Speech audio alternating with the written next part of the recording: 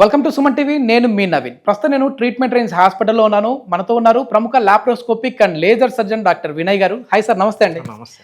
Sir, మీ video కింద previous మనం ఒక వీడియో చేసాము సర్కం గురించి. దాని కింద ఒక కమెంట్ వచ్చింది. ఆ కమెంట్ గురించి డిస్కస్ చేద్దాం సార్ ఇప్పుడు.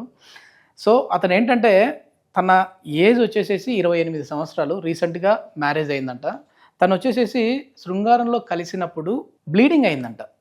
సో ఫస్ట్ ఏంటంటే ఇది నాది కాదేమో అనుకున్నాడు, కానీ చూస్తే అతనిదే పెయిన్ కూడా ఎక్కువ వస్తూ ఉందంట. దాని తర్వాత నుంచి ఇంటర్ కోర్స్ చేయాలంటేనే భయపడతా ఉన్నాడు. సో అతను ఎవరో ఫ్రెండ్స్తో మాట్లాడితే తర్వాత మన వీడియో చూస్తే సరే ఇది ఇట్లా బ్లీడింగ్ అయింది అని అంటే సర్కం అనేది కంపల్సరీ అని మీరు చెప్పారు. నిజంగానే సర్కం అవసరమా, సుంతి చేయించుకోవాలని అంటున్నారు. సో ఇట్లా ఏంటి, దానికి సమాధానం ఏం చెప్తారండి? మీరు చెప్పినట్టే ఆ కమెంట్ లాగానే సిమిలర్గా మన దగ్గరకి రీసెంట్గా ఒక 32 ఇయర్స్ పేషెంట్ వచ్చాడు. Okay okay. ఏంటంటే సార్ నాకు నైట్ ఇంటర్ కోర్స్ చేశాను, నాకు 1 మంత్ అయింది మ్యారేజ్ అయ్యి. సో నాకు ఫస్ట్ టైం ఇంటర్ కోర్స్ చేసేటప్పుడు బ్లీడింగ్ అవుతుంది సార్. ఫస్ట్ టైం కాబట్టి అట్లా అవుతుందని అనుకుంటారేమో కొద్దిమంది.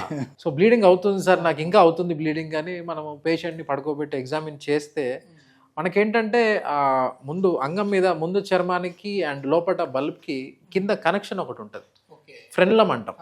అది యూజువల్గా ఏంటంటే ఒక ఎక్కువ శాతం మందికి మనకు గ్లాన్స్ అనేది స్టార్ట్ అయ్యే దగ్గర కనెక్షన్ ఉండాలి. కొంతమందికి ఏంటంటే పైకి, ఇంకా పైకి, లేదు అంటే మనకి మూత్రము ఓపెనింగ్ దగ్గర ఉంటుంది. దాన్ని ఏమంటాం అంటే మనం హై అటాచ్డ్ ఫ్రెన్లం అంటాం.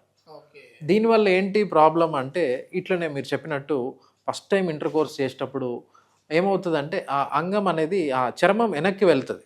సో మనకి ఆ ఫ్రెన్లం అనే దాని మీద ఒత్తిడి పడి కొన్నిసార్లు కట్ అవ్వడము, లేకపోతే ఇట్లే బ్లీడింగ్ అవ్వడము, నొప్పి రావడం, ఇదంతా అవుతుంటుంది. సో పెళ్ళైన అనే వాళ్ళు కాకుండా మిగతా వాళ్ళు కూడా ఒకసారి ఎగ్జామిన్ చేయించుకోవడం మంచిది. ఏంటంటే ముందు చర్మం కానీ లేకపోతే లోపల ఆ ఫ్రెన్లం అనేది నార్మల్గా ఉందా, లేకపోతే అబ్నార్మల్ పొజిషన్లో ఉందా, దానివల్ల ఎటువంటి ఇబ్బంది రావచ్చు, ఇవన్నీ ఒకసారి క్రాస్ చెక్ చేసుకోవడం మంచిది. ఓకే. అంటే ఇప్పుడు కొద్దిమంది డౌట్ ఏంటంటే సార్, ఎట్లాగో అక్కడ బ్లీడింగ్ అయింది, ఏదైతే ఆ టైట్నెస్ ఇట్లా ఉందో అది చిరిగిపోయింది కదా, ఇంకా మళ్ళీ నాకు సర్కం ఎందుకు అనే వాళ్ళు కూడా ఉంటారు కదా, వాళ్ళకి ఏం చెప్తారండి? మనకి బ్లీడింగ్ అయింది లేకపోతే అది ఎట్లా చిట్లిపోయింది, సో ఫర్దర్గా మళ్ళీ మనకి సర్జరీ అవసరం లేదు, ప్రాబ్లం రాదు అని అనుకుంటా ఉంటారు. కాకపోతే ఏంటంటే అట్లా కట్ అయింది, పూర్తిగా ఆ కనెక్షన్ అనేది పోదు. ఓకే. సో మేబీ ఒక 30% కానీ ఒక 40% మాత్రమే పోతుంది, కానీ మిగతాదంతా అలాగే ఉంటుంది. మళ్ళీ ఆ గాయం మాని మళ్ళీ ఇంటర్ కోర్స్ టైంలో మళ్ళీ నొప్పి రావడం కానీ మళ్ళీ బ్లీడింగ్ అంతా అవ్వడం కానీ అవుతుంటది. సో అటువంటి వాళ్ళకి మనం ఏంటంటే మన దగ్గర మనం లేజర్ తోటి చేస్తాం. ఏంటంటే ఓన్లీ ఆ ఫ్రెన్లం కి సంబంధించి లేజర్ ఫ్రెన్లో ప్లాస్టీ అంటాము. దాంతో పాటు సుంతి కూడా చేపించుకోవడం చాలా వరకు మంచిది. అసలు ఈ సర్కంసిషన్ చేయించుకోవడం వల్ల కలిగే ప్లస్ ఏంటి, మైనస్ ఏంటి సార్? చేయించుకోకపోతే వచ్చే అనార్థాలు ఏంటి? ఇప్పుడు చాలా మంది అడుగుతుంటారు, సార్ సర్కంసిషన్ అనేది పలానా కమ్యూనిటీకే వాళ్ళే చేయించుకోవాలి, మిగతా వాళ్ళు మనకు అవసరం లేదు కదా అని అంటూ ఉంటారు. అట్లా ఏమి లేదండి. ఏంటంటే సర్కంసిషన్ అనేది అందరూ చేయించుకోవచ్చు, దానివల్ల మనకి లాభాలే ఉంటాయి కానీ డిసడ్వాంటేజెస్ అయితే ఉండవు. లాభాలు ఏంటి అంటే మనకి అంగం మీద ఆ ముందు చర్మం అనేది మనకి అంగం చిన్నగా ఉన్నా కానీ లేకపోతే ఎరెక్షన్ స్టేట్లో కానీ ఫ్రీగా మూమెంట్ ఉండాలి. సో మనకు అది అంగం పెద్దగా అయినప్పుడు కొన్నిసార్లు చర్మం పట్టేసినట్టు అవ్వడం కానీ, లేకపోతే మనం ఈ సుంతి చేపించుకోవడం వల్ల ఆ ముందు చర్మం అనేది ఇన్ఫెక్షన్ రాకుండా, లేకపోతే దాంతోపాటు ఆ ముందు చర్మం ఇన్ఫెక్షన్ రావడం వల్ల లోపల ఆ గ్లాన్స్ అంటాం, దాని మీద కూడా ఇన్ఫెక్షన్స్ వస్తూ ఉంటాయి. దానివల్ల ఏమవుతుందంటే మనకి ఒకటి ఎరెక్టైల్ డిస్ఫంక్షన్ కూడా ఇది కాస్ట్ చేస్తూ ఉంటుంది. వస్తూ ఉంటుంది. ఎందుకు అంటే ఆ చర్మం పగిలినట్టు అవ్వడం వల్ల కానీ లేకపోతే నొప్పి రావడం వల్ల ఆ ఎరెక్షన్ అనేది తొందరగా అయిపోతూ ఉంటుంది. కొంతమంది మన దగ్గరకు వచ్చి, సార్ నాకు ఇంటర్ కోర్స్ చేసేటప్పుడు నొప్పి అవుతుంది అండ్ ప్రీమెచ్యూర్ ఎజాక్యులేషన్ అంటాం, తొందరగా వీర్యం పడిపోవడం, ఇదంతా అవుతుంది అని అంటూ ఉంటారు. అలాంటి వాళ్ళకి మనం ఎగ్జామిన్ చేసి చూస్తే వాళ్ళకి ఏంటంటే ముందు చర్మం అనేది టైట్గా ఉండడం కానీ వెనక్కి ఫ్రీగా రాకపోవడము, ఈ కంప్లైంట్స్ తోటి వస్తూ ఉంటారు. ఓకే. అంటే అట్లాంటి వాళ్ళకి సర్కం చేసేస్తే అంగస్తంభన సమస్యలు కూడా తీరిపోతాయండి? ఈ చర్మం వల్ల వచ్చిన మనకి ఈ ఎరెక్షన్ ప్రాబ్లమ్స్ అనేవి మనకి ఆ సర్కంసిషన్ చేసుకుంటే ఆ ప్రాబ్లం అనేది పోయి వాళ్ళు ఇక సెక్షువల్ లైఫ్లో వాళ్ళు హ్యాపీగా ఉండొచ్చు. ఓకే. ఇదంతా కూడా ఏంటంటే మళ్ళీ ఎన్ని రోజులు ప్రాసెస్ పడుతుంది? ఎందుకంటే ఇది చిన్నప్పుడు చేయించుకుంటే త్వరగా హీల్ అవుతుంది, కానీ పెద్ద అయిన తర్వాత అంటే అమ్మో చాలా భయపడిపోతూ ఉంటారు. సో ఏ ఏజ్లో చేయించుకోవాలి, ఎన్ని రోజుల వరకు రెస్ట్ తీసుకోవాలి? మనం ఇక్కడ మన ట్రీట్మెంట్ రేంజ్ హాస్పిటల్లో మనమైతే 1 ఇయర్ దాటిన పిల్లలప్పటి నుంచి సర్జరీ చేస్తున్నాం. ఓకే. అంటే చిన్నపిల్లలకి అంటే వాళ్ళకి కూడా ఇప్పుడు ఇక్కడ వచ్చేసేసి దీని speciality treatment range hospital speciality వచ్చేసి స్టాప్లర్తో సర్కంసిషన్ చేస్తూ ఉంటారు. మరి చిన్నపిల్లలకి సరిపడే సైజు కూడా ఉంటుందండి? దీంట్లో ఏంటంటే మనకి 8 లేకపోతే 10 అక్కడి నుంచి సైజెస్ ఉంటాయి. చిన్నపిల్లలకి సరిపడే సైజులు కూడా ఉంటాయి. మనం ఎగ్జాక్ట్ ఏంటంటే మనకు స్కేల్ ఉంటుంది, మెజరింగ్ స్కేల్.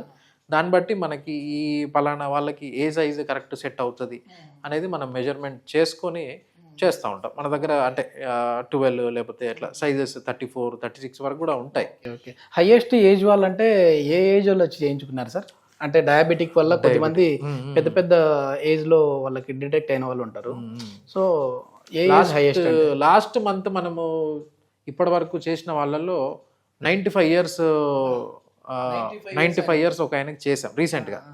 సో ఆయన కూడా సర్జరీ అయినాక బాగా మన దగ్గరికి రివ్యూకి వచ్చాడు అండ్ హీస్ హ్యాపీ. ఓకే. అంటే డయాబెటిక్ అతను అండి అతను నార్మల్గానే? డయాబెటిక్. ఓహో, డయాబెటిక్ వల్ల. Okay okay. అంటే మామూలుగా టైట్నెస్ వస్తూ ఉంది, టైట్నెస్ చేసుకున్నారు. ఓకే. డయాబెటిక్లో ఎక్కువ చూస్తూ ఉంటాం సార్ ఇది?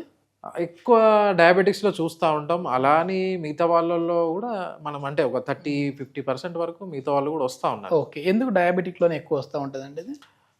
డయాబెటిక్స్లో ఏంటంటే వాళ్ళకి ఎట్లా మీకు తెలిసిందే షుగర్లో బ్లడ్లో షుగర్ లెవెల్ ఎక్కువ ఉంటుంది. సో అలాంటి వాళ్ళకి ఏంటంటే ఆ ప్లేస్లో ముందు చర్మము ఆ సెక్రీషన్స్ కానీ లేకపోతే ఆ స్మెగ్మా సరిగా క్లీన్ చేసుకోకపోవడము, లేకపోతే యూరిన్ వెళ్ళినాక సరిగా శుభ్రం చేసుకోకపోవడము, కొంతమందికి ఏంటంటే చర్మము టైట్గా ఉండడము. సో వాళ్ళలో ఇన్ఫెక్షన్ అనేది ఫాస్ట్గా వచ్చేసి ఆ ముందు చర్మం చెడిపోవడం కానీ లేకపోతే ఇంకా ప్రాబ్లం వాళ్ళు డిలే చేసిన కొద్దీ లోపల అతుకులు ఏర్పడము, ఈ ఇబ్బందుల వల్ల మన దగ్గరకు వస్తూ ఉంటాం. ఓకే. ఇప్పుడు నార్మల్గా చేసేదానికి స్టాప్లర్లతో చేసేదానికి డిఫరెన్స్ ఏంటి సార్? అంటే మామూలుగా మేము తక్కువ ఖర్చులోనే చేయించుకుంటాం కదా, ఇక్కడ పెద్ద పెద్ద హాస్పిటల్స్కి వచ్చేసేసి ఇంత ఖర్చు ఎందుకు పెట్టుకోవాలనుకుంటా ఉంటారు. అట్లాంటి వాళ్ళకి ఏం చెప్తారు? నార్మల్ దానికి ఏంటంటే మనం మాన్యువల్గా కట్ చేస్తాం, సిజర్ తోటి కానీ లేకపోతే బ్లేడ్ తోటి కానీ కట్ చేస్తూ ఉంటాం. దానివల్ల ఏమవుతుందంటే కొన్నిసార్లు మనం చర్మం ఎక్కువ తీసామనుకోండి, తర్వాత మనకి అంగస్తమన ప్రాబ్లం వస్తుంది, ఎరెక్షన్ టైంలో నొప్పి రావడం కానీ లేకపోతే పట్టేసినట్టు అవ్వడం అది అవుతుంటుంది. సో ఈ దీంట్లో అడ్వాంటేజ్ ఏంటంటే మనం ప్రిసైజ్ కటింగ్. సో ఎంతవరకు చర్మం తీయాలనేది మాత్రం ఎంతవరకు తీయాలంటే అంతే తీస్తాం. అది కూడా మనకేంటంటే ఒక సర్కిల్ రౌండ్గా ఉంటుంది కాబట్టి నీట్గా కట్ అవుతుంది. బ్లేడ్ దీంట్లో ఉండే బ్లేడ్ కూడా చాలా షార్ప్గా ఉంటుంది అనమాట. సో ప్రిసైజ్ కటింగ్ ఉంటుంది. దీనివల్ల మనకి రికవరీ ఫాస్ట్గా ఉంటుంది అండ్ పోస్ట్ ఆపరేటివ్ పెయిన్ కానీ లేకపోతే మనము నెక్స్ట్ డే ఇమీడియట్గా సర్జరీ అయిన రోజు కానీ లేదంటే మరుసటి రోజు నుంచే మనం పనులు చేసుకోవచ్చు. దీంట్లో ఏంటంటే మనం స్టిచెస్ ఏమి వేయం. Okay okay. అంటే మామూలుగా ఇదంతా కూడా చిన్న ఈ పిన్స్ పడతాయి, పిన్స్ ప్లస్ సిలికాన్ రింగ్ ఉంటుంది. Okay okay. ఇది వచ్చేసేసి మళ్ళీ దానంతకు అదే పడిపోతుంది? అదే పడిపోతుంది. ఇది మొత్తం మీద ఏంటంటే చాలా వరకు కూడా మాన్యువల్గా చేసే సర్కంసిషన్ అంటే సుంతి ఆపరేషన్కి, అదేవిధంగా ఈ స్టాప్లర్తో చేసేదానికి చాలా వరకు డిఫరెన్స్ ఉంటుంది. అదేవిధంగా బ్లీడింగ్ అనేది కూడా చాలా తగ్గించవచ్చు. ఇంకా బ్లాక్లో అయితే 0 బ్లీడింగ్ అని చెప్పేసి చెప్తా ఉన్నారు.